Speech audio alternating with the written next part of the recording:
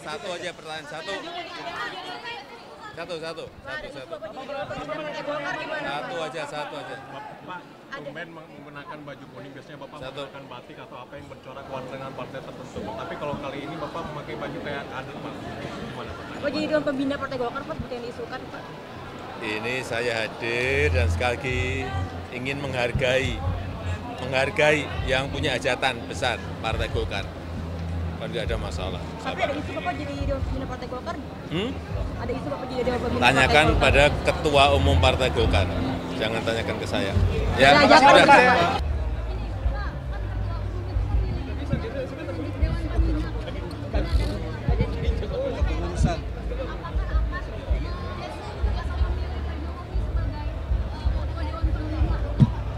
Tadi dalam keputusan Munas memang untuk Dewan Pembina, Dewan Etik, kemudian Dewan Kehormatan itu diberikan kewenangan kepada Ketua Umum sebagai Ketua Formatur untuk memilih.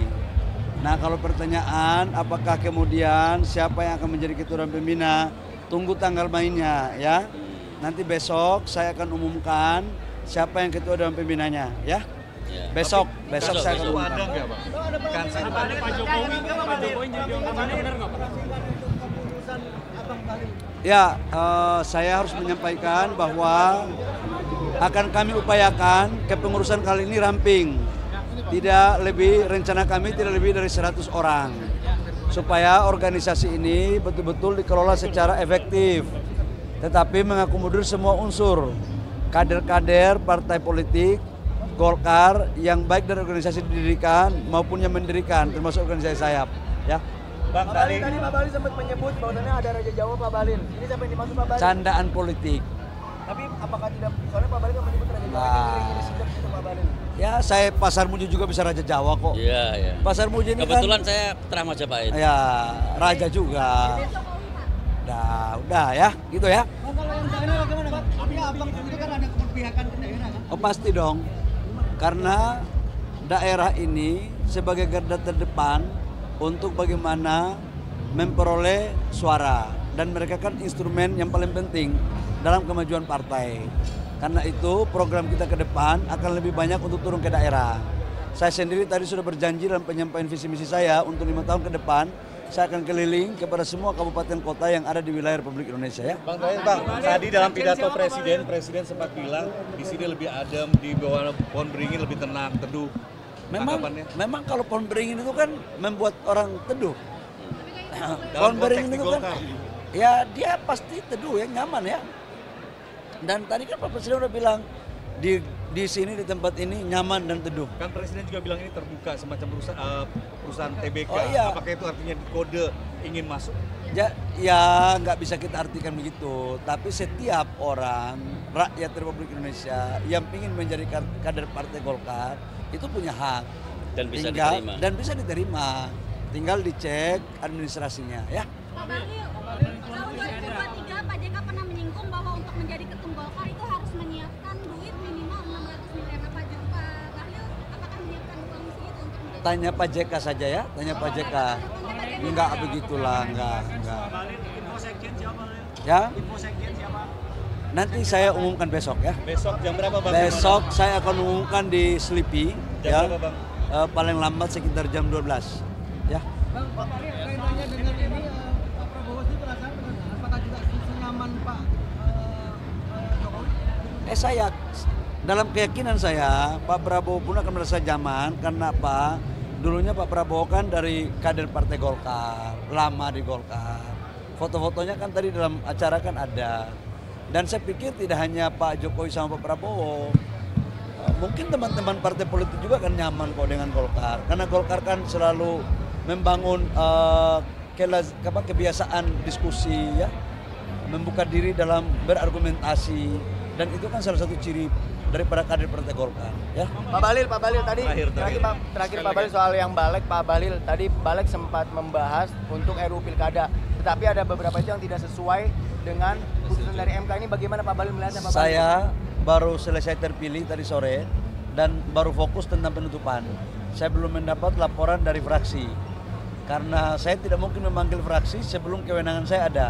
Kewenangan saya baru malam ini. Jadi mungkin besok pagi atau malam ini saya akan mencoba untuk berdiskusi dengan teman-teman di fraksi, khususnya ketua fraksi. Ya. Bersyukur pasca mundurnya Bapak Erlangga Hartarto menjadi Ketua Umum DPP Partai Golkar, akhirnya para pengurus DPP Partai Golkar perlu kita apresiasi, bekerja keras dengan cepat, melakukan rapat pleno, menyiapkan agenda kegiatan Rapimnas, dilanjutkan dengan Munas. Dan ini sejarah DPP Partai Golkar yang tercepat untuk menyelesaikan terkait dengan kepentingan Munas. Yang alhamdulillah pada kesempatan sekarang kita sudah mendapatkan ketua umum baru, yaitu Pak Bahlil. Dan Pak Bahlil bukan orang baru di DPP di Partai Golkar, karena berangkat juga kader yang dari tingkat bawah, dari tingkat kabupaten.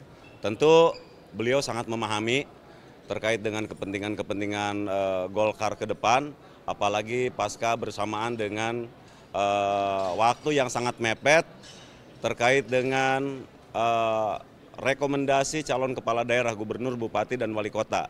Karena pada tanggal 27, 28, 29 seluruh bakal calon kepala daerah harus mendaftarkan ke KPU.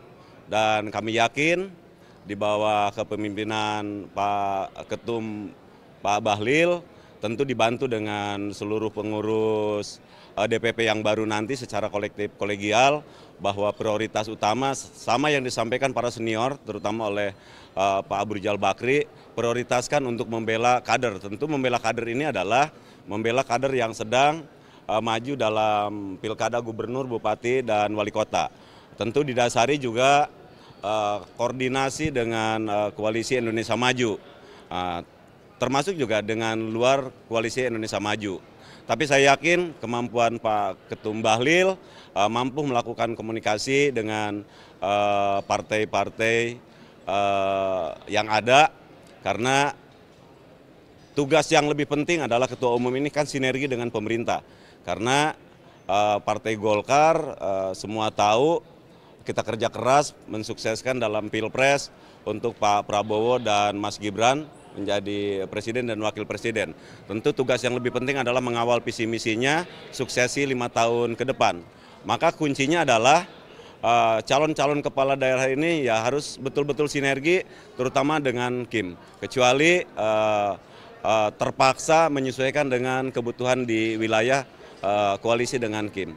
Jadi harapan kami ya tentu dari akar rumput, Golkar yang sudah baik dipimpin oleh Pak Erlangga, tentu dipimpin oleh Pak Bahlil, ke depan akan lebih baik lagi mengawal pemerintahan Prabowo Gibran dan nanti suksesi untuk 2029. Terima kasih. Bang, menggarisbawahi kalimat mampu yang Anda sebut tadi, bagaimana kemudian Anda meyakini di bawah kepemimpinan Bahlil Lahadalia ini keputusan-keputusan yang ada dari ketum yang baru ini juga mampu membawa Golkar lebih baik. Karena kemarin kalau kita lihat sebelum Bang Bahlil memimpin kan sempat ada terjadi semacam bergening untuk menempatkan calon kepala daerah yang pengennya tadi Jakarta, akhirnya yang tadinya pengen di Bandung akhirnya diminta ke Jakarta saja.